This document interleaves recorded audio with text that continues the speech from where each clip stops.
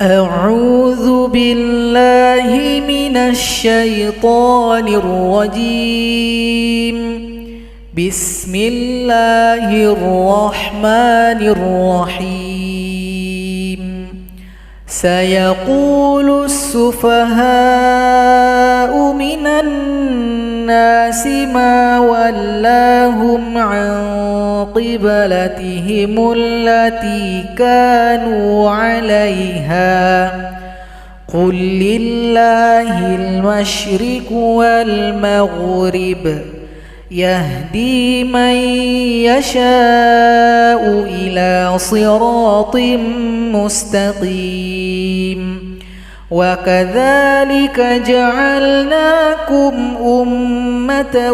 وسطا لتكونوا شهداء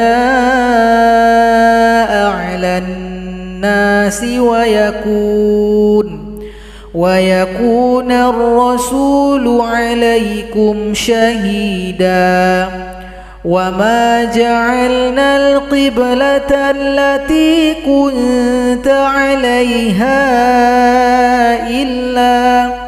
إلا لنعلم من يتبع الرسول ممن ينقلب على عقبيه. وإن كانت لكبيرة إلا على الذين هدى الله وما كان الله ليضيع إيمانكم إن الله بالناس لرؤوف رحيم. قد نرى تقلب وجهك في السماء فلنولينك قبلة ترضاها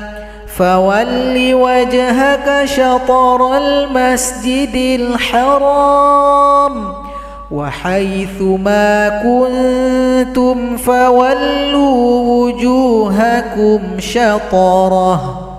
وإن الذين أوتوا الكتاب ليعلمون أنه الحق من ربهم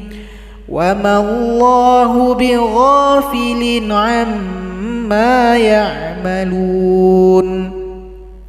ولئن أتيت الذين أوتوا الكتاب بكل آية ما تبعوا قبلتك وما أنت بتابع قبلتهم وما بعضهم بتابع قبلة بعض. ولئن اتبعت أهواءهم من بعد ما جاءك من العلم إنك إذا لمن الظالمين. الذين آتيناهم الكتاب يعرفونه كما يعرفون أبناءهم وإن فريقا منهم ليكتمون الحق وهم يعلمون. الحق من ربك فلا تكونن من الممترين. ولكل وجهة هو موليها فاستبقوا الخيرات أينما تكونوا يأت بكم الله جميعا إن الله على كل شيء قدير. ومن حيث خرجت فول وجهك شطر المسجد الحرام وإنه للحق من ربك وما الله بغافل عما تعملون ومن حيث خرجت فول وجهك شطر المسجد الحرام وحيث ما كنتم فولوا وجوهكم شطره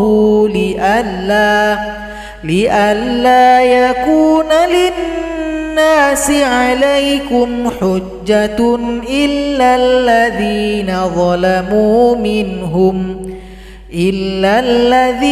ظلموا منهم فلا تخشوهم واخشوني ولأتم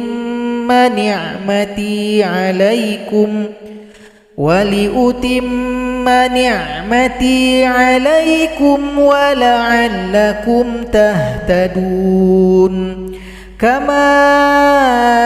أرسلنا فيكم رسولا منكم يتلو عليكم آياتنا ويزكيكم ويعلمكم الكتاب والحكمة ويعلمكم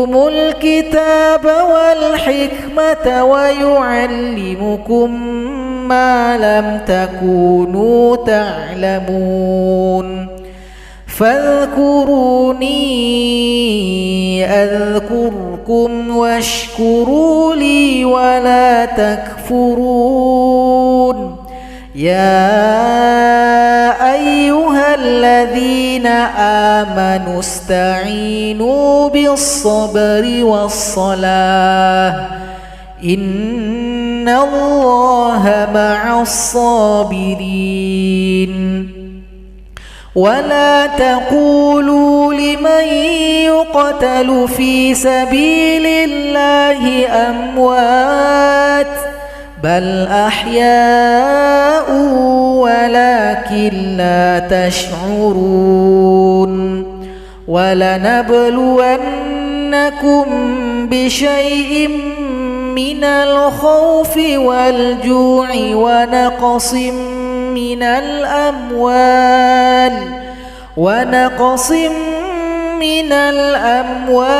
والأنفس والثمرات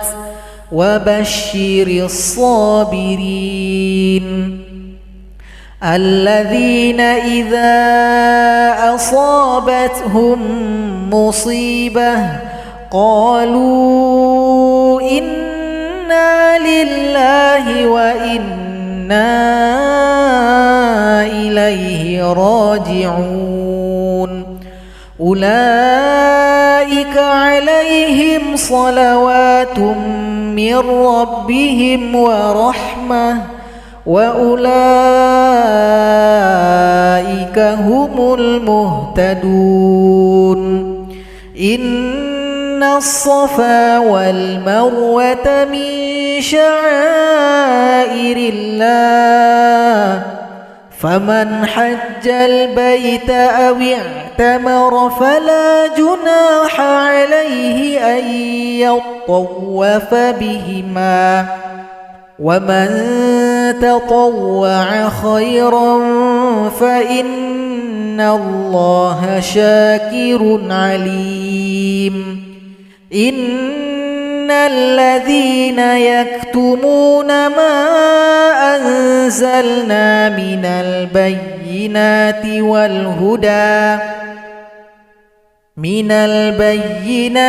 والهدى من بعد ما بيناه للناس في الكتاب أولئك يلعنهم الله ويلعنهم اللاعنون إلا الذين تابوا وأصلحوا وبينوا فأولئك أتوب عليهم وأنا التواب الرحيم إن الذين كفروا وماتوا وهم كفار أولئك عليهم لعنة الله والملائكة والناس أجمعين خالدين فيها لا يخفف عنهم العذاب ولا هم ينظرون وإلهكم إله واحد لا إله إلا هو الرحمن الرحيم إن في خلق السماوات والأرض واختلاف الليل والنهار والفلك التي تجري في البحر بما ينفع الناس وما أنزل الله من السماء من ماء فأحيا به الأرض بعد موتها وبث فيها من كل دابة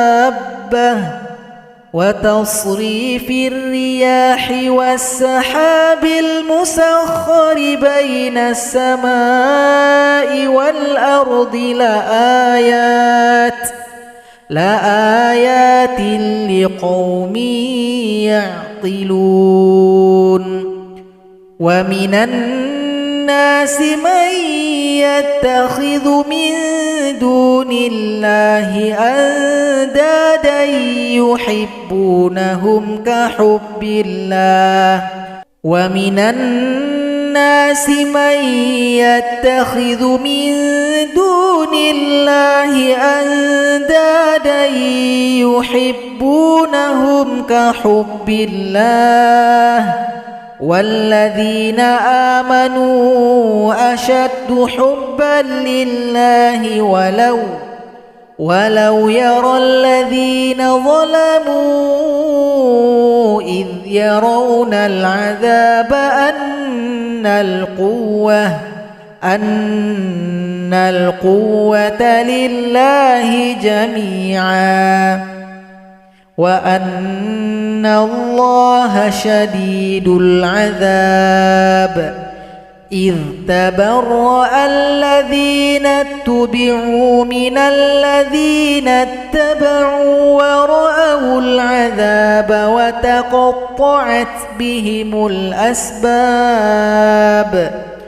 وقال الذين اتبعوا لو أن لنا كرة فنتبرأ منهم كما تبرؤوا منا كذلك يريهم الله أعمالهم حسرات عليهم وما هم بخارجين من النار يا أيها الناس كلوا مما في الأرض حلالا طيبا ولا تتبعوا خطوات الشيطان إنه لكم عدو مبين إنما يأمركم بالسوء والفحشاء وأن تقولوا على الله ما لا تعلمون وإذا قيل لهم اتبعوا ما أنزل الله قالوا بل نتبع ما ألفينا عليه آباءنا أولو كان آباؤهم لا يعقلون شيئا ولا يهتدون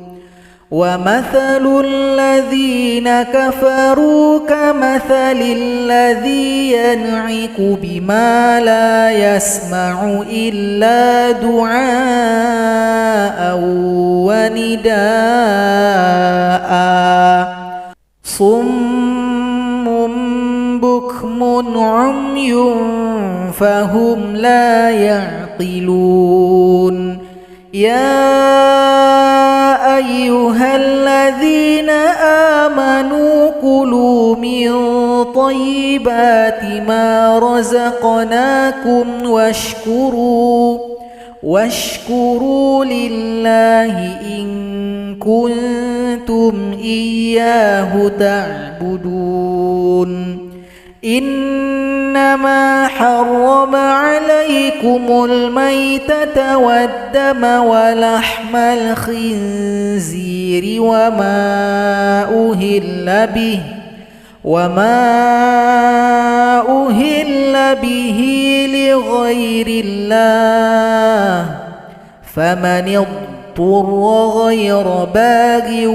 ولا عاد فلا إثم عليه إن الله غفور رحيم إن الذين يكتمون ما أنزل الله من الكتاب ويشترون به ثمنا قليلا أولئك ما يأكلون في بطونهم إلا النار ولا يكلمهم الله يوم القيامة ولا يزكيهم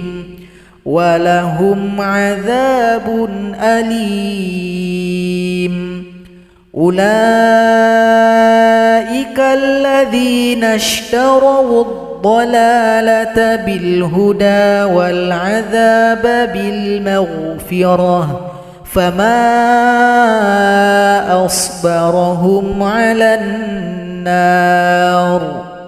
ذلك بأن الله نزل الكتاب بالحق وإن الذين اختلفوا في الكتاب لفي شقاق بعيد ليس البر أن تولوا وجوهكم قبل المشرق والمغرب ولكن البر من آمن بالله واليوم الآخر والملائكة والكتاب والنبيين وآتى المال على حبه ذوي القربى واليتامى والمساكين وابن السبيل والسائلين وفي الرقاب وأقام الصلاة وآتى الزكاة والموفون بعهدهم إذا عاهدوا والصابرين في البأساء والضراء وحين البأس أولئك الذين صدقوا وأولئك هم المتقون يا أيها الذين آمنوا كتب عليكم القصاص في القتلى الحر بالحر والعبد بالعبد والأنثى بالأنثى فمن عفي له من أخيه شيء فاتباع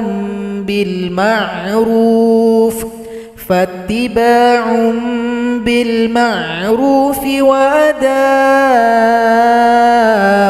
إليه بإحسان ذلك تخفيف من ربكم ورحمة فمن اعتدى بعد ذلك فله عذاب أليم ولكم في القصاص حياة يا أولي الألباب لعلكم تتقون كتب عليكم إذا حضر أحدكم الموت إن ترك خيرا الوصية للوالدين والأقربين بالمعروف حقا على المتقين فمن بدله بعدما سمعه فإنما إثمه على الذين يبدلونه إن الله سميع عليم فمن خاف من موص جنفا أو إثما فأصلح بينهم فلا إثم عليه إن الله غفور رحيم يا أيها الذين آمنوا كتب عليكم الصيام كما كتب على الذين من قبلكم لعلكم تتقون أياما معدودات فمن كان منكم مريضا أو على سفر فعدة من أيام أخر وعلى الذين يطيقونه فدية طعام مسكين فمن تطوع خيرا فهو خير له وأن تصوموا خير لكم إن كنتم تعلمون شهر رمضان الذي أنزل فيه القرآن هدى للناس وبينات من الهدى والفرقان فمن شهد منكم الشهر فليصمه ومن كان مريضا أو على سفر فعدة من أيام أخر يريد الله بكم اليسر ولا يريد بكم العسر ولتكملوا العدة ولتكبروا الله على ما هداكم ولعلكم تشكرون وإذا سألك عبادي عني فإني قريب أجيب دعوة الداعي إذا دعاني فليستجيبوا لي وليؤمنوا بي لعلهم يرشدون أحل لكم ليلة الصيام الرفث إلى نسائكم هن لباس لكم وأنتم لباس لهن علم الله أنكم كنتم تختانون أنفسكم فتاب عليكم وعفى عنكم فالآن باشروهن وابتغوا ما كتب الله لكم وكلوا واشربوا حتى يتبين لكم الخيط الأبيض من الخيط الأسود من الفجر ثم أتموا الصيام إلى الليل ولا تباشروهن وأنتم عاكفون في المساجد تلك حدود الله فلا تقربوها كذلك يبين الله آياته للناس لعلهم يتقون ولا تأكلوا أموالكم بينكم بالباطل وتدلوا بها إلى الحكام لتأكلوا فريقا من أموال الناس بالإثم وأنتم تعلمون يسألونك عن الأهلة قل هي مواقيت للناس والحج وليس البر بأن تأتوا البيوت من ظهورها ولكن البر من اتقى وأتوا البيوت من أبوابها واتقوا الله لعلكم تفلحون وقاتلوا في سبيل الله الذين يقاتلونكم ولا تعتدوا إن الله لا يحب المعتدين وقتلوهم حيث ثقفتموهم وأخرجوهم من حيث أخرجوكم والفتنة أشد من القتل ولا تقاتلوهم عند المسجد الحرام حتى يقاتلوكم فيه فإن قاتلوكم فاقتلوهم كذلك جزاء الكافرين فإن انتهوا فإن الله غفور رحيم وقاتلوهم حتى لا تكون فتنة ويكون الدين لله فإن انتهوا فلا عدوان إلا على الظالمين الشهر الحرام بالشهر الحرام والحرمات قصاص فمن اعتدى عليكم فاعتدوا عليه بمثل ما اعتدى عليكم واتقوا الله واعلموا أن الله مع المتقين وأنفقوا في سبيل الله ولا تلقوا بأيديكم إلى التهلكة وأحسنوا إن الله يحب المحسنين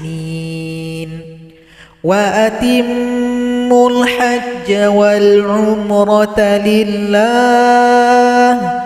فإن أحصرتم فما استيسر من الهدي ولا تحلقوا رؤوسكم حتى يبلغ الهدي محله فمن كان منكم مريضا أو به أذى من رأسه ففدية من صيام أو صدقة أو نسك فإذا أمنتم فمن تمتع بالعمرة إلى الحج فما استيسر من الهدي فمن لم يجد فصيام 3 أيام في الحج و7 إذا رجعتم تلك 10 كاملة ذلك لمن لم يكن أهله حاضر المسجد الحرام واتقوا الله واعلموا أن الله شديد العقاب. الحج أشهر معلومات فمن فرض فيهن الحج فلا رفث ولا فسوق ولا جدال في الحج وما تفعلوا من خير يعلمه الله وتزودوا فإن خير الزاد التقوى واتقون يا أولي الألباب. ليس عليكم جناح أن تبتغوا فضلا من ربكم فإذا أفضتم من عرفات فاذكروا الله عند المشعر الحرام واذكروه كما هداكم وإن كنتم من قبله لمن الضالين. ثم أفيضوا من حيث أفاض الناس واستغفروا الله إن الله غفور رحيم. فإذا قضيتم مناسككم فاذكروا الله كذكركم آباءكم أو أشد ذكرا فمن الناس من يقول ربنا آتنا في الدنيا وما له في الآخرة من خلاق ومنهم من يقول ربنا آتنا في الدنيا حسنة وفي الآخرة حسنة وقنا عذاب النار. أولئك لهم نصيب مما كسبوا والله سريع الحساب.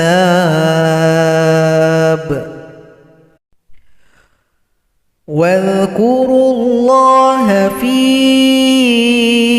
أيام معدودات فمن تعجل في يومين فلا إثم عليه ومن تأخر فلا إثم عليه لمن اتقى واتقوا الله واعلموا أنكم إليه تحشرون ومن الناس من يعجبك قوله في الحياة الدنيا ويشهد الله على ما في قلبه وهو ألد الخصام وإذا تولى سعى في الأرض ليفسد فيها ويهلك الحرث والنسل والله لا يحب الفساد وإذا قيل له اتق الله أخذته العزة بالإثم فحسبه جهنم ولبئس المهاد ومن الناس من يشري نفسه ابتغاء مرضات الله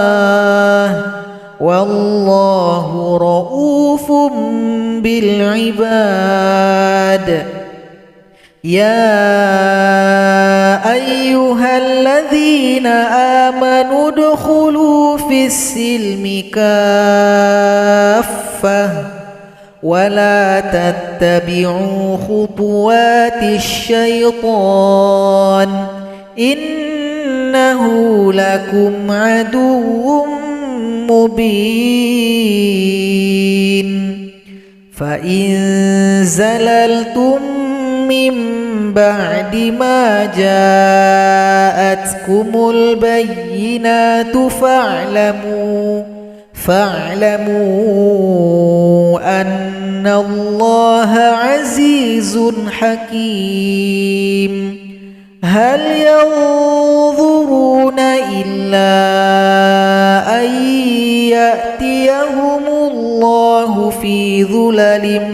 من الغمام والملائكة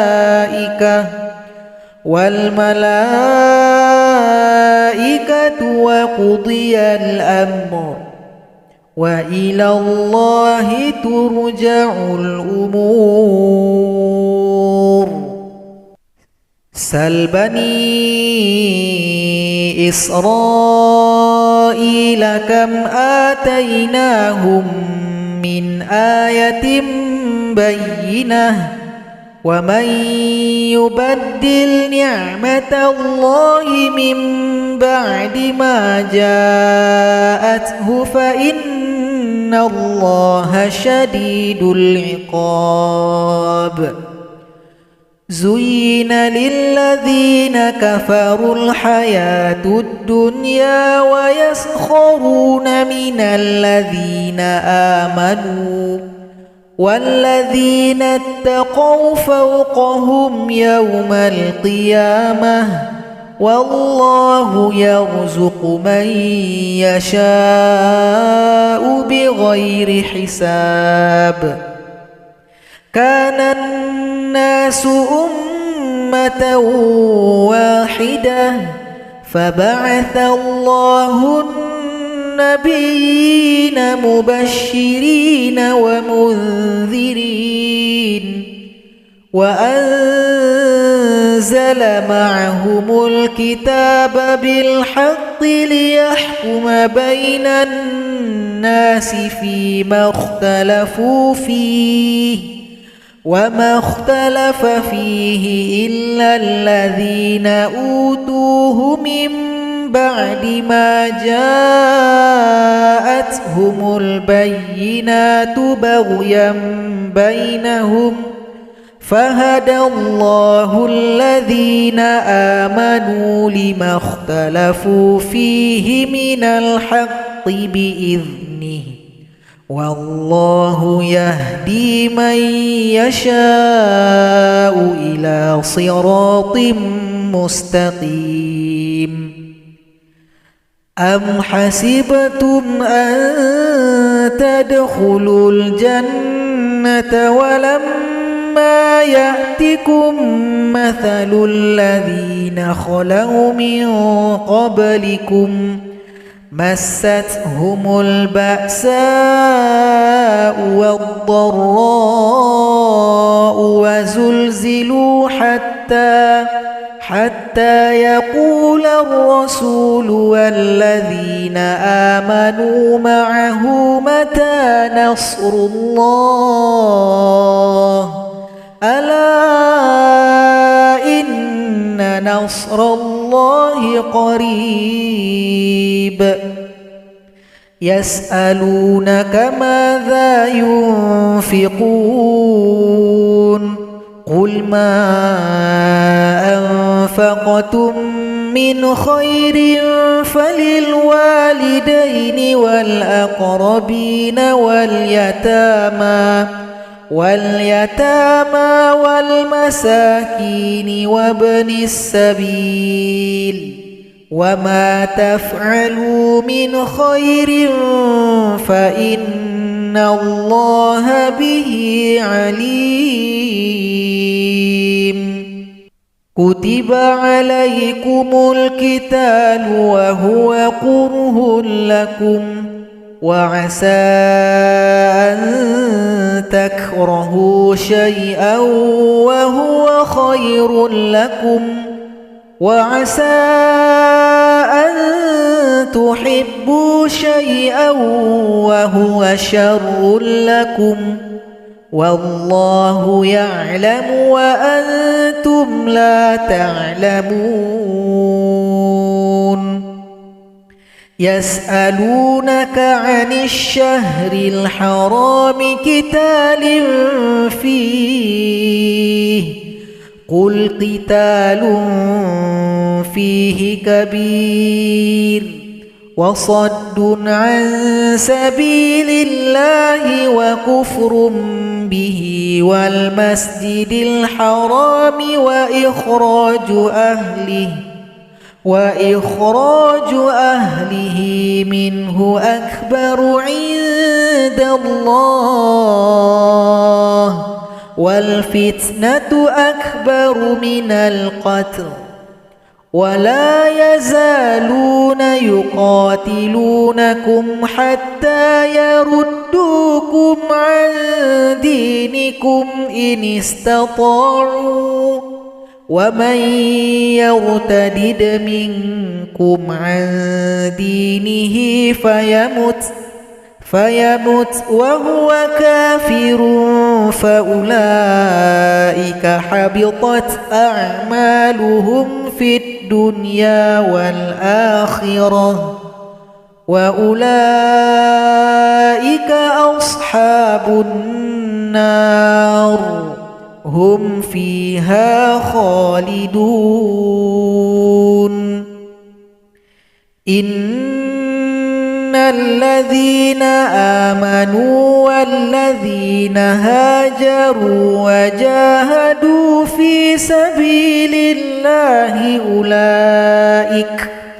أولئك يرجون رحمة الله والله غفور رحيم يسألونك عن الخمر والميسر قل فيهما إثم كبير ومنافع للناس وإثمهما أكبر من نفعهما ويسألونك ماذا ينفقون قل العفو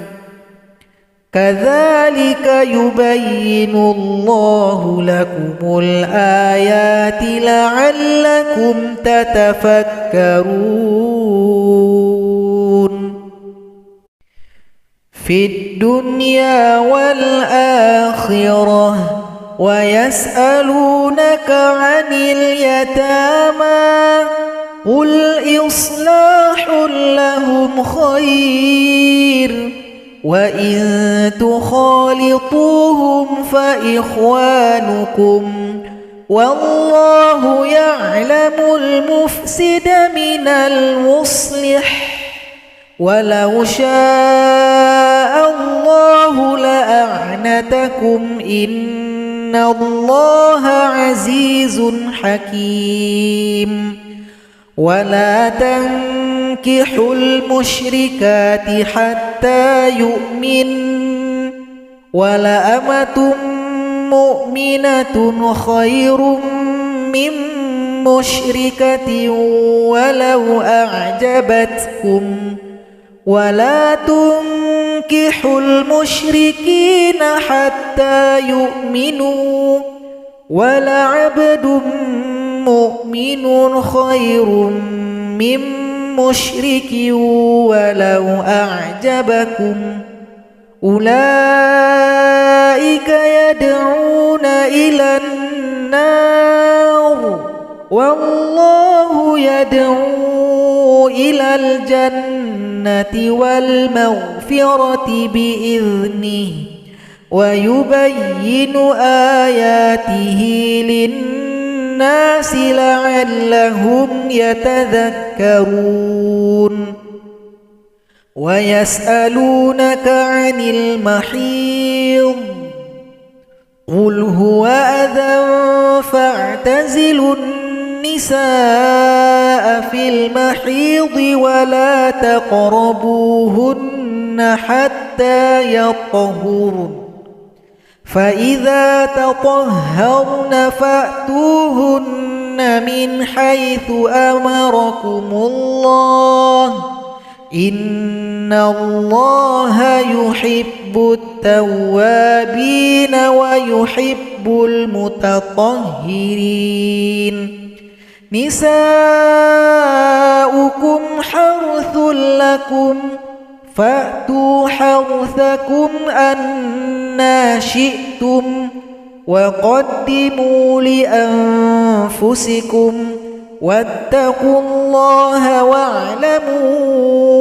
أنكم ملاقوه وبشر المؤمنين ولا تجعلوا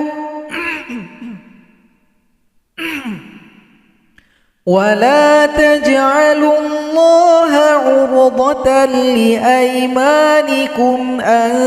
تبروا وتتقوا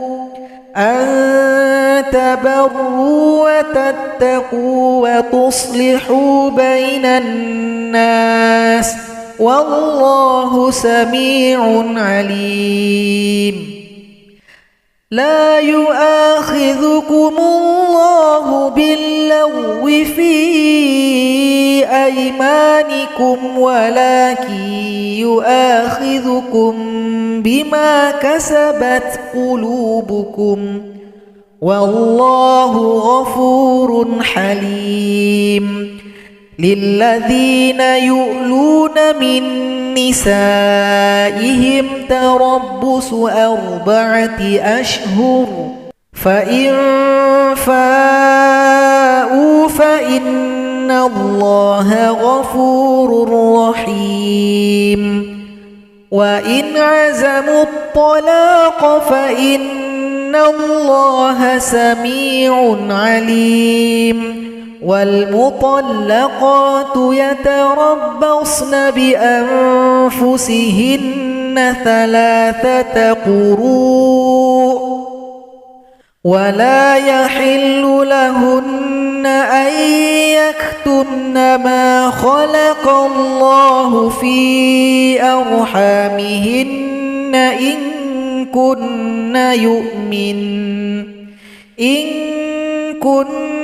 يؤمن بالله واليوم الآخر وبعولتهن أحق بردهن في ذلك إن أرادوا إصلاحا ولهن مثل الذي عليهن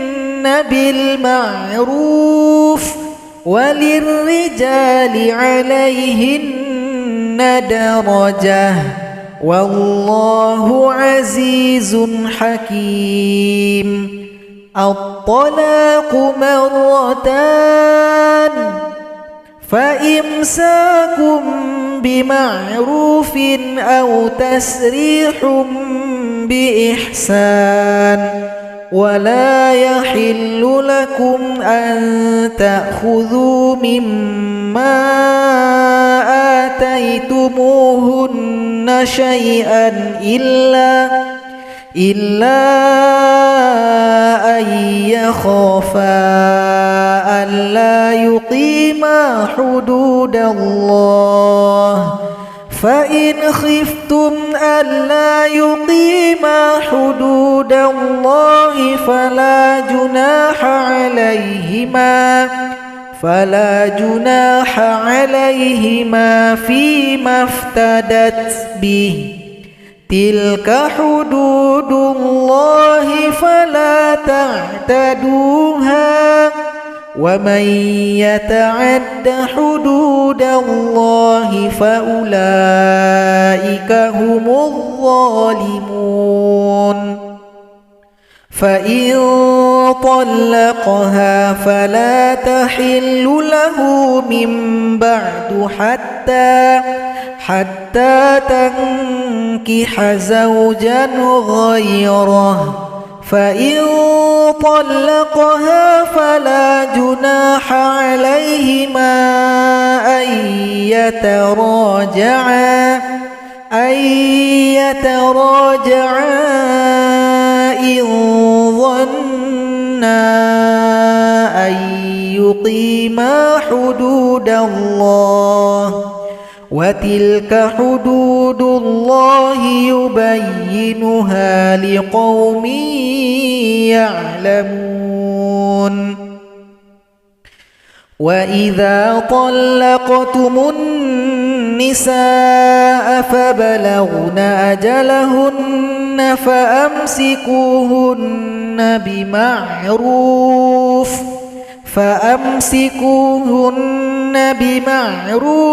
أو سرحوهن بمعروف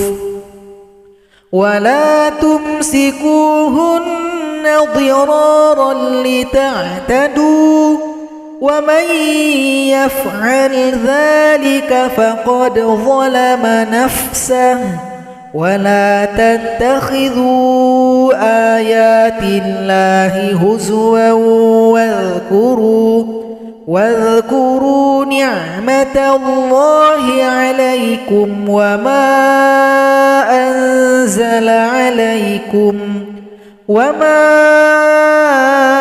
أنزل عليكم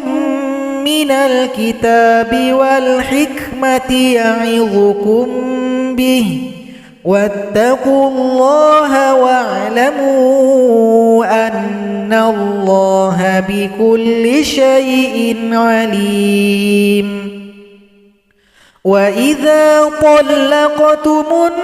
النساء فبلغن أجلهن فلا تعضلوهن أن ينكحن أزواجهن إذا تراضوا بينهم بالمعروف ذلك يوعظ به من كان منكم يؤمن بالله واليوم الآخر ذلكم أزكى لكم وأطهر والله يعلم وأنتم لا تعلمون والوالدات يرضعن أولادهن حولين كاملين لمن أراد أن يتم الرضاعة وعلى المولود له رزقهن وكسوتهن بالمعروف لا تكلف نفس إلا وسعها لا تضار والدة بولدها ولا مولود له بولده وعلى الوارث مثل ذلك فإن أرادا فصالا عن تراض منهما وتشاور فلا جناح عليهما وإن أردتم أن تسترضعوا أولادكم فلا جناح عليكم إذا سلمتم ما آتيتم بالمعروف واتقوا الله واعلموا أن الله بما تعملون بصير والذين يتوفون منكم ويذرون أزواجا يتربصن بأنفسهن 4 أشهر وعشرا فإذا بلغن أجلهن فلا جناح عليكم فيما فعلن في أنفسهن بالمعروف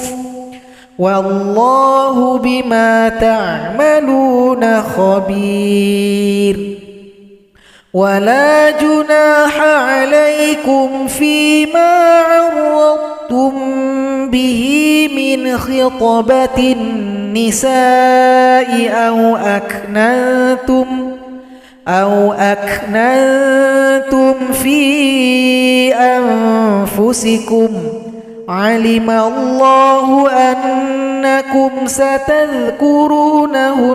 ولكن لا تواعدوهن سرا إلا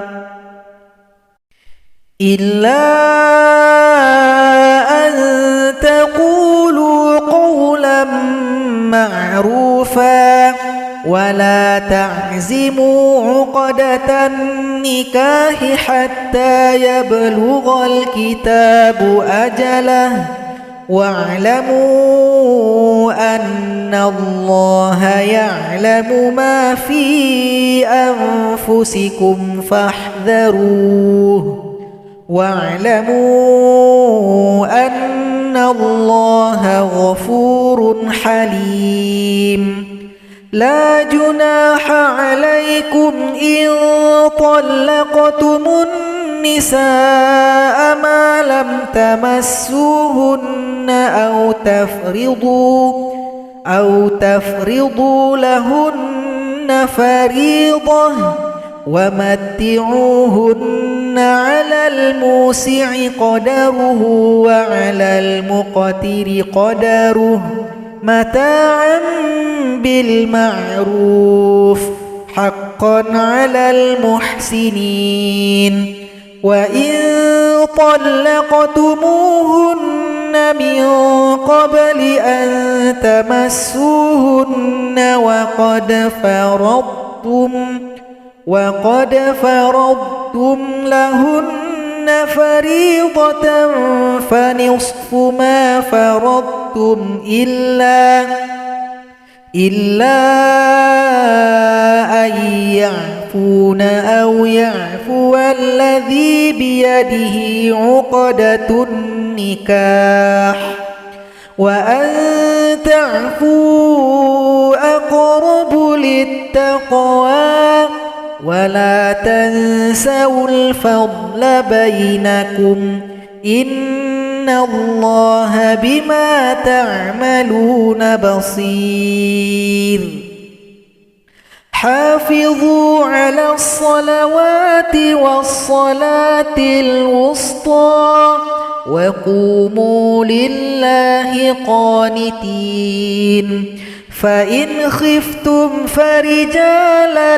أو ركبانا فإذا أمنتم فاذكروا الله كما علمكم ما لم تكونوا تعلمون والذين يتوفون منكم ويذرون أزواجا وصية لأزواجهم متاعا إلى الحول غير إخراج فإن خرجن فلا جناح عليكم فيما فعلن في أنفسهن من معروف والله عزيز حكيم وللمطلقات متاع بالمعروف حقا على المتقين كذلك يبين الله لكم آياته لعلكم تعقلون ألم تر إلى الذين خرجوا من ديارهم وهم ألوف حذر الموت فقال لهم الله موتوا ثم أحياهم إن الله لذو فضل على الناس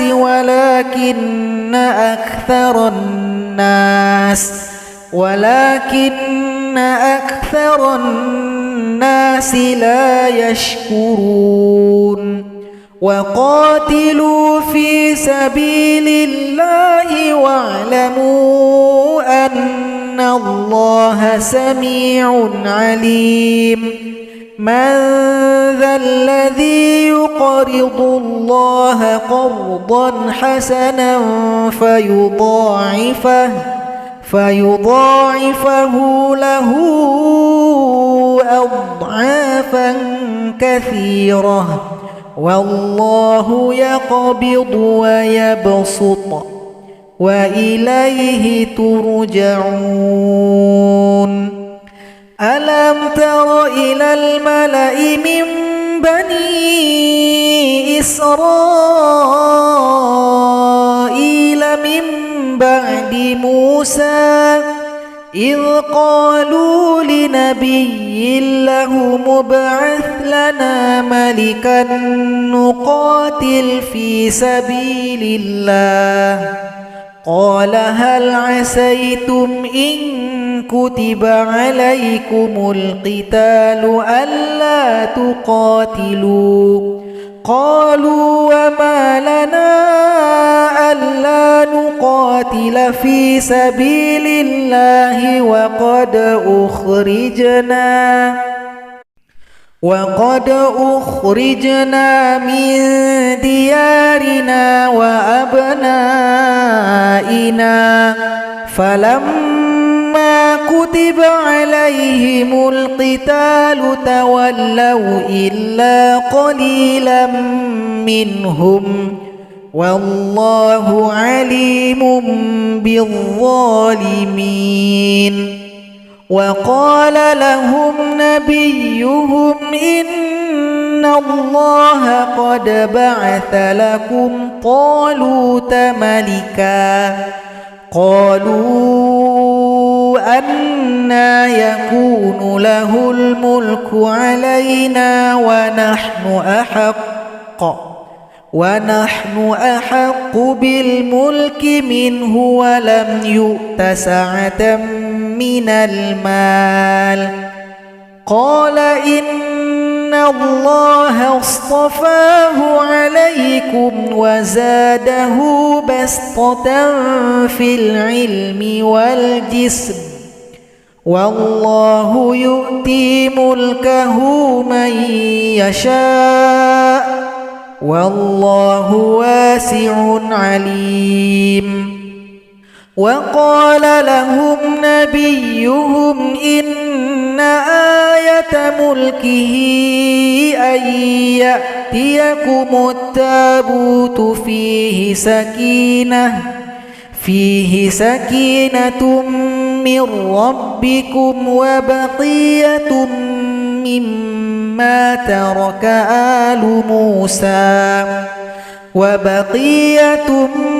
مما ترك آل موسى وآل هارون تحمله الملائكة إن في ذلك لآية لكم إن كنتم مؤمنين فلما فصل طالوت بالجنود قال إن الله مبتليكم بنهر فمن شرب منه فليس مني ومن لم يطعمه فإنه مني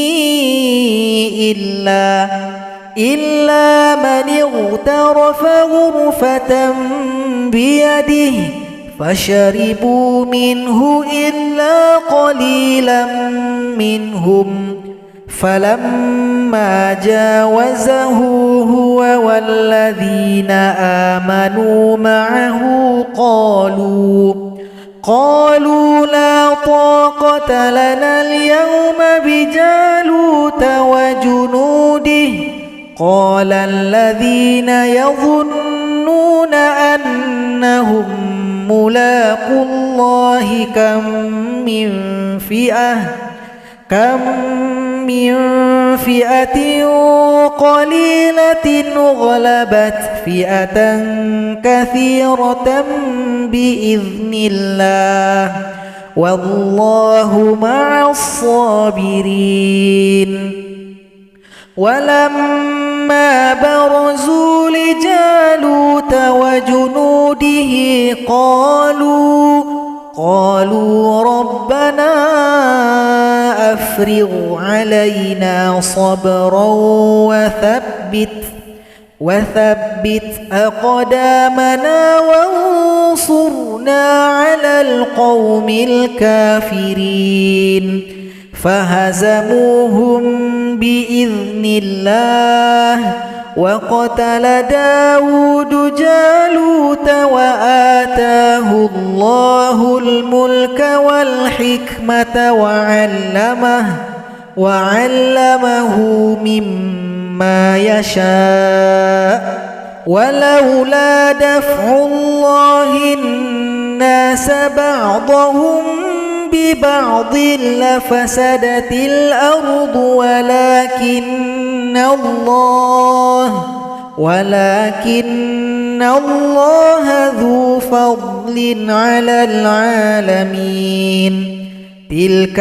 آيات الله نتلوها عليك بالحق وإنك لمن المرسلين صدق الله العظيم.